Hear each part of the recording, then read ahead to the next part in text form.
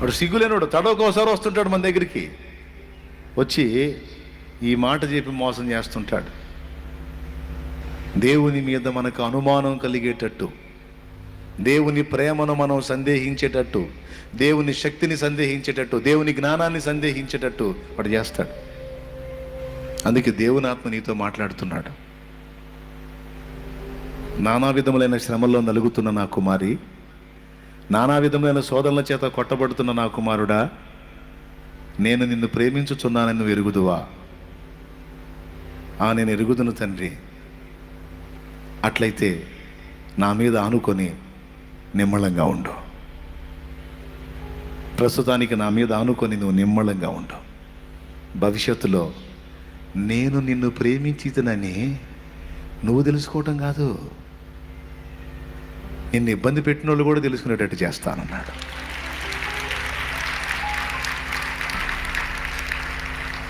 ప్రకటన గ్రంథము ఒకసారి చూసుకోండి కావాలంటే. నేను నిన్ను ప్రేమించితనని 3వ అధ్యాయం చూడండి. ప్రకటన గ్రంథము 3వ అధ్యాయము 9వ వచనం. చదువు. యూదులు కాకయే తాము యూదులమని అబద్ధమాడు సాతాను సమాజపు వారిని రప్పించేతను. వారు వచ్చి నీ పాదముల ఎదుట పడి నమస్కారము చేసి, ఇదిగో నేను నిన్ను ప్రేమించితినని తెలుసుకున్నట్లు చేసేదను. అది నానా విధముల చేత, శోధనల చేత, నానా విధములైన శ్రమల చేత కొట్టబడుతున్న నా కుమారి, నానా విధమైన శ్రమల చేత కొట్టబడుతున్న నా కుమారుడా, నాకు ఒక్క మాట చెప్పు, నువ్వు నేను నిన్ను ప్రేమించుచున్నానని నువ్వు నమ్ముచున్నావా? అయ్యా నేను నమ్ముతున్నాను అన్న వాళ్ళు చేతులు ఎత్తండి. అయ్యా నేను విశ్వసిస్తున్నానయ్యా, నువ్వు నన్ను ప్రేమిస్తున్నావు. నన్ను కాక ఎవరిని ప్రేమిస్తావయ్యా? నువ్వు నన్ను ప్రేమిస్తున్నావా? సరిగా చేతులు ఎత్తాలే. ఇదేంది? నేను 2 చేతులు ఎత్తుతా, నాకు డౌట్ లేదు. దేవునికి స్తోత్రం కలుగును గాక. నాకు డౌట్ లేదు. ఈ మాట నువ్వు దేవునితో చెప్తున్నావు ఈరోజు. నా తండ్రి, నువ్వు నన్ను ప్రేమిస్తున్నావు. అది కూడా సామాన్యంగా నీ ప్రాణము పెట్టినంతగా నన్ను ప్రేమిస్తున్నావు. ఎంతగా ప్రేమిస్తున్నావు? నీ ప్రాణము నా కొరకు ధారపోయినంతగా నన్ను ప్రేమిస్తున్నావు. నాకు తెలుసా సంగతి. దేవునికి మహిమ కలుగును గాక అని నువ్వు అనగలిగితే, అప్పుడు ఆయన నీకు ఇచ్చే సమాధానం ఏంటంటే, నేను ప్రేమించితే నువ్వు నమ్ముతున్నావుగా, ఓకే, అట్లయితే నా మీద ఆనుకో. నా మీద ఆనుకొని నిమ్మళంగా ఉండు. నీకు చేదైన అనుభవాలు ఉన్నాయని నాకు తెలుసు. నీకు ప్రతికూలతలో నడుస్తున్నావని నాకు తెలుసు. నువ్వు ఇరుకులో ఉన్నావని నాకు తెలుసు. నలిగిపోతున్నావని కూడా నాకు తెలుసు. కానీ నేను నిన్ను ప్రేమించుతానని గుర్తెరిగావుగా. నిమ్మళంగా ఉండు, నా మీద ఆనుకో. నేను నిన్ను ప్రేమించితనని నీకు అర్థమైద్ది. ఈనాటి నీ స్థితిని బట్టి నిన్ను తృణీకరించుచున్న వారికి కూడా నేను నిన్ను ప్రేమించితనని వాళ్ళు సహా గుర్తెరిగేటట్టు, వాళ్ళకి సహా అర్థమయ్యేటట్టు నేను చేస్తా. వాళ్ళు తెలుసుకునేటట్లు నేను చేస్తా అని ఆయన మాట్లాడుతున్నాడు. వాడొచ్చేమో నీ పని అయిపోయింది, నీ చరిత్ర క్లోజ్ అయిపోతుంది, ఏది దేవుడు ఉంటే ఏది, దేవుని కార్యం ఏది, ఏది ఏది ఎక్కడ ఏంది, ఏందో నీ భ్రమ అని వాడు అంటుంటాడు. వాడు వాడు వాడు పిలవని పేరంటానికి వచ్చే సిగ్గుమాలినోడు వాడు వస్తుంటాడు. వాడు సిగ్నల్స్ పంపుతా ఉంటాడు. అప్పుడు నీ సమాధానం ఏంటి? శత్రువా తొలగో, నా తండ్రి నన్ను ప్రేమిస్తున్నాడు, నేను ఆయన మీద ఆనుకున్నాను. ఇంకొంతకాలం సమయం తర్వాత నా దేవుని కార్యాలు నేను చూస్తాను. నా దేవుడే నాకు మాట ఇచ్చాడు, నేను నిన్ను ప్రేమించితనని నువ్వు తెలుసుకునేటట్టు చేస్తాను, నిన్ను ఎగతాళి చేసిన వారు సైతం తెలుసుకునేటట్టు చేస్తాను. నా దేవుడే నాకు వాగ్దానం ఇచ్చాడు, ఆయన నన్ను ప్రేమిస్తున్నాడు. నేను ఆయన ప్రేమను శంకించను. ఆయన నన్ను ప్రేమిస్తున్నాడు. ఇంకొకటి, మహాజ్ఞాని ఆయన. నేనంతా కాళ్ళ ముందు చూపు చూస్తా, నా ఫ్యూచర్ ప్లాన్ చేస్తాడు ఆయన. నాకు శాశ్వతంగా మేలు కలిగేటట్టు చేస్తాడు. మహాజ్ఞానే. నేను ఆయన చేత నడిపించబడుతున్నా, నాకు చింత లేదో. ప్రస్తుతం కొంచెం కాలం నాకు ఎదురైన ఈ తాత్కాలిక శ్రమలకు నేను భయపడను.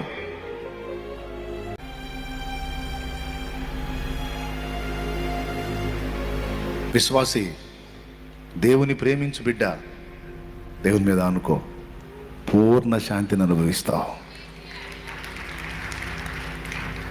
వ్యసనాలంపట్లో చిక్కుబడిపోయి, దుర్వ్యసనాలకు బానిసవైపోయి కొట్టుమిట్టాడుతున్న తమ్ముడా, కొట్టుమిట్టాడుతున్న చెల్లి, ఇక్కడ ఉన్నోళ్లే కాదు, ఈ లైవ్ ద్వారా వీక్షించే వాళ్ళలో కొంతమంది ఉండొచ్చు, లేదా వారికి పరిచయం ఉన్న వాళ్ళలో కొంతమంది ఉండొచ్చు. బంధకాల్లో పడిపోయి, వ్యసనాల్లో పడిపోయి, కొంతమంది డ్రగ్స్కి బానిసలై, కొంతమంది మద్యానికి బానిసలై, కొంతమంది పొగ త్రాగుటకు బానిసలైపోయి, గంజాయికి బానిసలైపోయి, సిగరెట్లకు బానిసలైపోయి, దుర్వ్యసనాలకి, అడ్డదిడ్డమైన హేయమైన కృత్యాలకు బానిసలైపోయి కొంతమంది విలవిలలాడుతున్నారు. సాతాను అంటాడు నీ చరిత్ర అయిపోయిందని. కొంతమంది మనుషులు కూడా అంటారు నీ చరిత్ర అయిపోయిందని. కానీ దేవుడు అంటున్నాడు, లేదు లేదు, విడుదల పొందగోరి నీవు నా వైపు చూస్తున్నావు, విడుదల పొందగోరి నీవు నా దగ్గరకు వచ్చావు, నా వైపు చూస్తున్నావు, నిశ్చయంగా నేను నిన్ను విడిపించేదనని ఆయన మాట్లాడుతున్నాడు. ఆయన వాటన్నిటిని జయించేటువంటి మనోబలాన్ని నా దేవుడే నీకు ఇస్తాడు.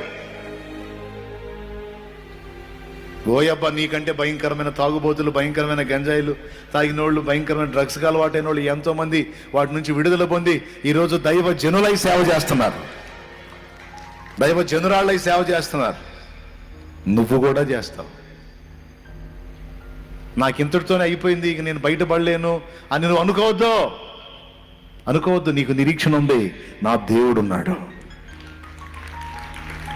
నిజంగా బయట పడాలని నీకుంటే నువ్వు ఆయన పాదాలు పట్టుకొని గోజాడు, వాటిని జయించే మనోబలాన్ని నీకు ఖచ్చితంగా నా దేవుడు ఇస్తాడు. నేను అన్నీ ఎరుగున్నానని నేను ఎరగనలేదు, నేను ఎరగనట్లేదు, అన్నీ ఎరుగున్నాను నేను. కానీ వాటి అన్నిటి నుంచి నన్ను దేవుడు విడిపించాడు. నన్ను విడిపించిన దేవుడు నిన్ను విడిపిస్తాడు. నన్ను ఇలా చేసి వాడుకుంటున్న దేవుడు నిన్ను కూడా వాడుకుంటాడు. నా దేవుడు సమర్థుడు. ఆ జ్ఞానం ఆయనకు ఉంది, ఆ శక్తి ఆయనకు ఉంది. బలహీనుడు కాదు మన దేవుడు, బలవంతుడు. జ్ఞానం లేని తెలివి తక్కువడు కాదు, మహాజ్ఞాని, అనంత జ్ఞాని,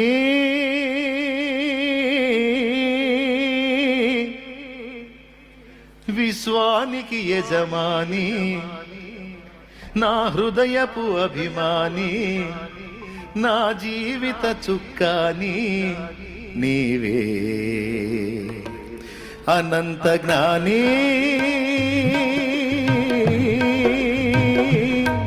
విశ్వానికి యజమాని, నా హృదయపు అభిమాని, నా జీవిత చుక్కాని నీవే.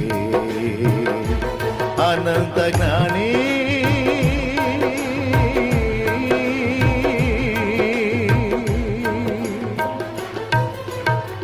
ఆమేన్. కాదా? అనంత జ్ఞాని కాదా? ఎవరైనా? నీ తండ్రి. చెప్పో, నా తండ్రి, నా తండ్రి అనంత. నేను పిచ్చిదాన్ని కావచ్చు, నేను పిచ్చోని కావచ్చు, కానీ నా చెయ్యి పట్టుకున్నాడు మేధావి, మహా మహా మహా మేధావి. నేను వెర్రిదాన్ని కావచ్చు, వెర్రోడిని కావచ్చు, కానీ నా చెయ్యి పట్టుకొని నడిపిస్తున్నవాడు విశ్వానికి యజమాని. నేనేందో నాకు తెలుసు, ఆయన ఏందో కూడా నాకు తెలుసు.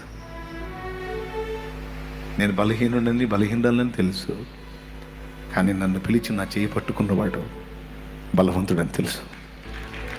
ఈరోజు ఇంత కఠినమైన పోరాటాల్లో, కఠినమైన శ్రమలో కూడా బ్రతికున్నానంటే ఏ ధైర్యమో తెలుసా? ఆయనే నా ధైర్యం, ఆయనే నా విశ్వాసం, ఆయనే నా నిరీక్షణ అని నువ్వు చెప్పాలి. తమ్ముడు విడిపిస్తాడు నిన్ను, నా దేవుడు విడిపిస్తాడు. మనుషులు అన్నారు కదా, అరే నువ్వు బాగుపడవరా, నువ్వు మారవరా, నీ బతుకు అయిపోయిందిరా అని అంటారు కదా. వ్యసనాల్లో చిక్కుపడ్డ వాళ్ళకి చెప్తున్నాను నేను.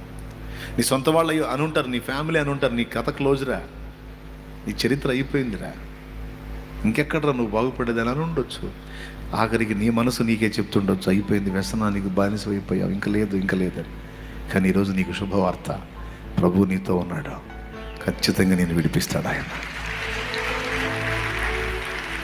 ఆ బంధకాల్లోంచి బయటపడతావు, బాగుపడతావు, నువ్వు కూడా బాగుపడతావు, ఆశీర్వదించబడతావు, ఆశీర్వాద కారణంగా ఉంటావు. నువ్వు విడుదల పొందటమే కాదు, బందీలైపోయిన అనేక మందిని బయటికి తీసుకొని రావడానికి నా దేవుడు నిన్ను వాడుకుంటాడు. ఆమేన్, ఆమేన్, ఆమేన్, ఆమేన్.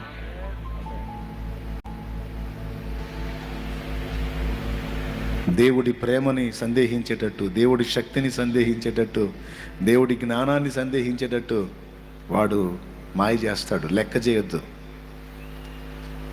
నేను ఊహించని కార్యాలు ఎన్నో చూశానండి నా లైఫ్లో. వాస్తవంగా ఈరోజు నేను ఈ అనుభవంలో నేను ఉన్నాను కదా, ఇది నాకు ఒక వింత, కానీ జరిగింది. ఇలాంటిది జరిగిద్ది, ఇలాంటి జీవితం ఒకటి ఉంటుందని కలలో కూడా ఊహించలా, కలలో కూడా అనుకోలా, కానీ జరిగింది, చేశాడు. అనేకులకు అప్పిచ్చేదో కానీ అప్పు చేయవు అన్నాడు. అసలు వీటిలోంచి బయటపడితే ఈ జన్మకు అంతే చాలనుకున్నా అప్పుల్లో, కానీ వాటి నుంచి బయట పడవేయటమే కాకుండా అనేక మందికి చేయి చాపిన వారికి పిడికిలి విప్పి ఇచ్చేటట్టు నా తండ్రి చేశాడు. ఈనాడే కాదు, నేను వర్క్ చేసే దినాల్లో సైతం వాగ్దానాన్ని నెరవేర్చి చూపించి తెచ్చాడు లైన్లోకి. చాలాసార్లు చెప్పాను నేను,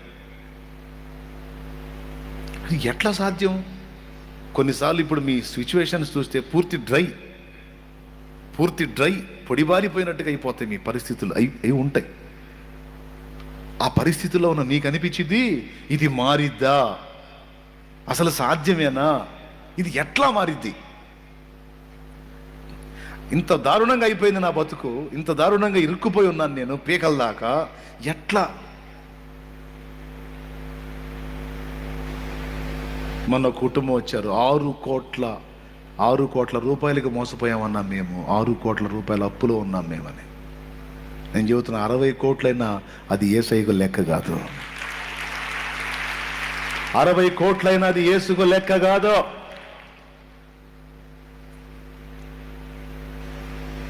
పూర్తి డ్రై పొడిబారిపోయిన పరిస్థితులు నీ ముందుండి నెక్స్ట్ అడుగు శూన్యంలాగా ఉంది కదా, నాకంతే ఉంది. అప్పుడు నెక్స్ట్ అడుగు శూన్యంలాగుంది, కానీ ఆ కఠినమైన దినాన ఆ శూన్యంలో కూడా కాస్త ఆయన్ని విశ్వసించడానికి శక్తినిచ్చాడు మహారాజు.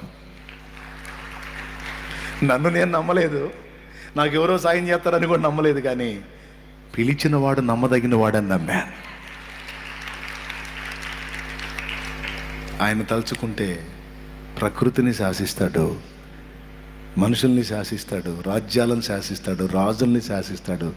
నా దేవుడు ఏదైనా చేయగలుగుతాడు అని ఒక్కటి మాత్రం నమ్మి ఆ పొడిబారిన పరిస్థితుల్లో సైతం ధైర్యం తెచ్చుకొని నిమ్మళంగా బ్రతకటం నేర్చుకున్నా. ఇప్పుడు నెరవేర్చాడా లేదా?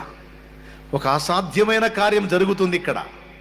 ఇప్పుడు మీ కళ్ళతో మీరు చూస్తుంది, నేను ఊహలో కూడా ఊహించని ఒక అసాధ్యమైన కార్యం నీ ఎడలు కూడా నా దేవుడు చేస్తాడు. విశ్వసిస్తే గట్టి కొట్టు, అనుమానం ఎందుకు కొట్టు, దేవుని మహిమార్థం కొట్టు, చాపడు కూడా మహిమపరచు దేవుడు.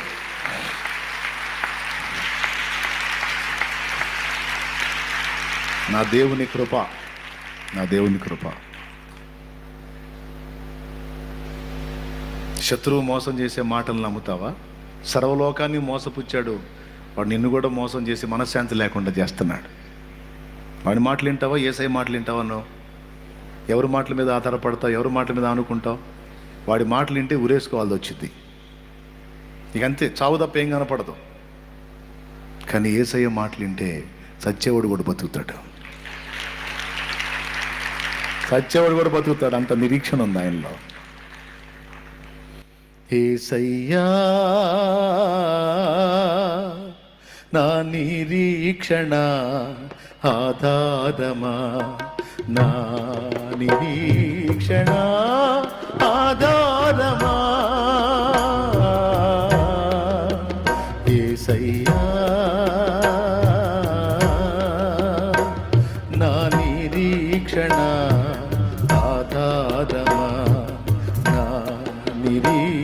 నిరీక్షణ ఆధారమా.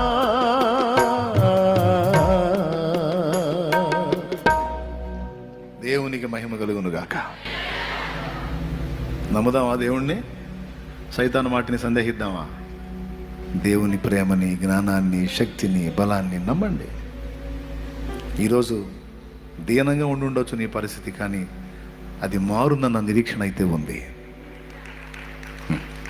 ఏదో ఓదార్పు కోసం చెప్పట్లా, వాడు మోసం చేసే పాయింట్ అక్కడ ఉంది కాబట్టి దాన్ని చూపించి మీకు ధైర్యం చెప్తున్నా.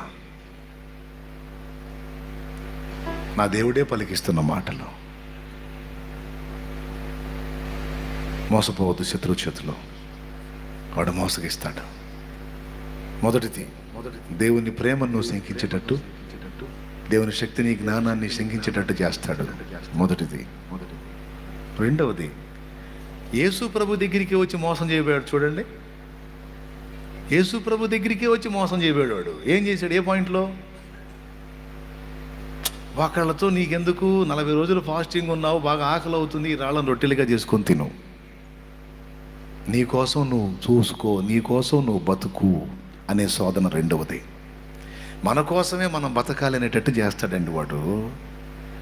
యేసుప్రభు తిన్నాడా? సాతాను భలే చెప్పేవారా, నిజంగా నా ఆకలి గుర్తించావు, నిజంగా థ్యాంక్ యూ రా అని తిన్నాడా? మనుషుడు రొట్టె వలన కాదు, దేవుని నోట నుండి వచ్చు ప్రతి మాట వలన జీవించనని వాని గద్దించాడు. యేసుప్రభు రొట్టెలు చేశాడు, తన కోసం చేయలే, తన పిల్లల కోసం చేశాడు. తన ఆకలి తీర్చుకోవడానికి చేయలే, చేశాడా? కానీ అక్కడ 5 రొట్టెలు 2 చేపలు వేలాది మందికి విరిచి పంచి కడుపులు నింపి నడిపించాడు నా తండ్రి. సాతాను చేసేటువంటి మరొక మోసం ఇదే. నీ కోసమే నువ్వు ఆలోచించుకో, నీ స్వార్థానికి నువ్వు బతికేసేయి, ఎవడెట్ట సస్తే నీకెందుకు, వాడట్ట వీడెట్ట నీకెందుకు. దేవుడిచ్చినటువంటి శక్తి, తండ్రి ఇచ్చినటువంటి శక్తిని రాళ్ళను రొట్టెలుగా చేసుకొని నువ్వు తిను. ఒక సత్క్రైస్తవుడిగా ఉన్నవాడు తన కోసం తను బ్రతకడు. నేను నా కోసం కాదు, నా ప్రభు కోసం అండ్ నా సమాజం కోసం. సామాజిక స్పృహ కలిగి ఉంటాడండి. సమాజానికి చెప్పాల్సింది చెప్పాలి, ఇవ్వాల్సిన హెచ్చరికలు ఇవ్వాలి. తప్పు. సాతాను చేసే మోసాల్లో రెండోది ఏంటంటే, నీ కోసం నువ్వు బతుకురా, ఎవడెట్టబోతే నీకెందుకు అని నేర్పిస్తాడు వాడు. యేసయ్య అదే చెప్పాడా? నిన్ను వల్లే నీ పొరుగు వానిని ప్రేమించు, సమాజం కోసం జీవించు, ప్రభువు కోసం, ప్రజల కోసం బ్రతుకు. ఎంతమందికి అర్థమైంది? అది సంగతి. రెండవ మోసం. మూడవ మోసం అక్కడే ఉంది, యేసయ్య దగ్గరే ఉంది. దేవుణ్ణి శోధించేటట్టు చేస్తాడు, దేవుణ్ణి శోధించేటట్టు చేస్తాడు. నాలుగవదే, లోకానికి సాగిలపడు, లోకానికి సాగిలపడు. వాడికి సాగిలపడమని పిలుస్తాడు వాడు. వాడు మోసం చేస్తాడండి. లోకాన్ని ముద్దు పెట్టుకో, బయలును ముద్దాడు. ఏలియా ఏమన్నాడు తెలుసా? రోషము గల వాడని నేను ఒక్కడనే నిలుచున్నాను ప్రభు అన్నాడు. అప్పుడు దేవుడు ఏమన్నాడు తెలుసా? నువ్వు ఒక్కడవే అనుకుంటున్నావా రోషగాడివి? బయలుకు మోకాళ్ళు ఉన్నకయు వాని ముద్దు పెట్టుకనకయు నున్న 7,000 మంది ఇంకా ఇశ్రాయేల్లో నా కోసం ఉన్నారన్నాడు. దేవునికి మహిమ. ఏమన్నా అర్థమవుతుంది నేను చెప్పేది? మూడవది, దేవుణ్ణి శోధించేటట్టు నిన్ను ప్రేరేపిస్తాడు వాడు. అంటే శోధించడం అంటే తెలుసా? దేవుడు నిన్ను పరీక్షించడం కాదు, నువ్వు దేవుణ్ణి పరీక్షించేటట్టు నిన్ను రెచ్చగొడతాడు వాడు. కొంతమంది నా దగ్గరికి వచ్చి, మరే చర్చికి వస్తా కానీ మరి మీ దేవుణ్ణి చేయమను, అదన్నమాట. మరే నేను వస్తాను కానీ, చర్చికి వస్తాను కానీ మరి నాకు ఇది చేయమను, నాకు ఇలా చేయమను, నాకు అలా చేయమను అంటుంటారు. అంటే వీళ్ళు దేవుడికి టెస్టులు పెడుతున్నారు అన్నమాట. దేవుడి దగ్గరికి వచ్చి మర్యాదగా అయ్యా, ప్రభా, తండ్రి, నాయన అని అడుకోవటం కాదు, దేవుడికి టెస్టులు. ఇది తగ్గితే అప్పుడు వస్తా, ఇది జరిగితే అప్పుడు చూస్తా. కొంతమంది నీతో మాట, నిజంగా నువ్వు అంత భక్తి గలదానివైతే మరి దేవుడు తగ్గించాలి కదా, దేవుడు బాగు చేయాలి కదా అంటే వీళ్ళు పోయి, ప్రభువా నిజంగా నువ్వు శక్తి గలవాడివైతే నాకు తగ్గాలి ప్రభువా. నేను చెప్పనా, అది తగ్గదు, ఇంకా డబుల్ అయింది. అసలు అదేం ప్రార్థన, నువ్వు శక్తి గలవాడివైతే ఇది తగ్గాలని? తప్పు. దేవుణ్ణి ఎప్పుడూ శోధించకూడదు. నువ్వు అన్నా అనకపోయినా ఆయన శక్తి గలవాడే. నువ్వు అన్నా అనకపోయినా, నువ్వు ఒప్పుకున్నా ఒప్పుకోకపోయినా ఆయన బలవంతుడే, ఆయన జీవం గలవాడే, ఆయన ప్రభావం కలిగిన వాడు. దేవుడికి పరీక్షలు పెట్టవాకు. కొంతమంది దేవుడికి టెస్టులు పెడుతుంటారు, అది దేవుణ్ణి శోధించటం అంటే. ఇది కూడా వాడు రేపే పనే.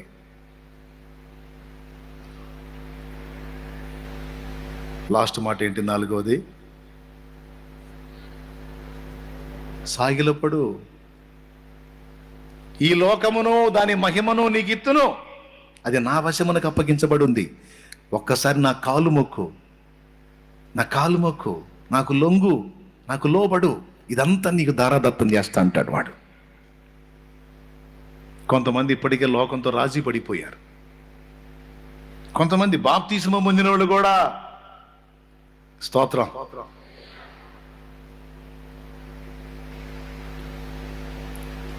కొంతమందిని చూశాను నేను, లోకానికి సాష్టాంగపడి లోకానికి నమస్కరించి దాన్ని పొందుకోవాలని దేవుణ్ణి వదిలేశారు. ఒక అమ్మాయి ఒక అబ్బాయిని లవ్ చేసిందంట, బాప్తిస్మం పొందిన అమ్మాయి. బాప్తిస్మం పొందిన అమ్మాయి అబ్బాయిని లవ్ చేసిందంట.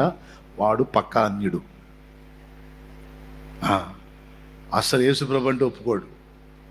ఇప్పుడు ఈ అమ్మాయి శోధించబడింది అనమాట. ఏసా అబ్బాయా, ఏసా అబ్బాయా, అబ్బాయి ఏసు, అబ్బాయి ఏసు, అబ్బాయి పోయింది ఉడుచుకొని అంతే. లేకపోతే మామూలుగా నేను పచ్చిగా చెప్తున్నా కదా, యేసు ప్రభు అబ్బాయి, ఇవి పోవటమే, ఇద్దరు కలిసి పాతాళానికి పోవటమే. మళ్ళీ నాకు ఎప్పుడన్నా నాకు కనపడితే మార్చుకుంటానన్నయ్య, మార్చుకుందామని అని 2-3 సార్లు కనపడింది. ఈ మధ్యలో అసలు అడ్రస్ కూడా లేకుండా పోయింది. అయిపోయింది. ఎవరిని మార్చారో ఇప్పుడు నేను ఎరుగుదును. ఇప్పుడు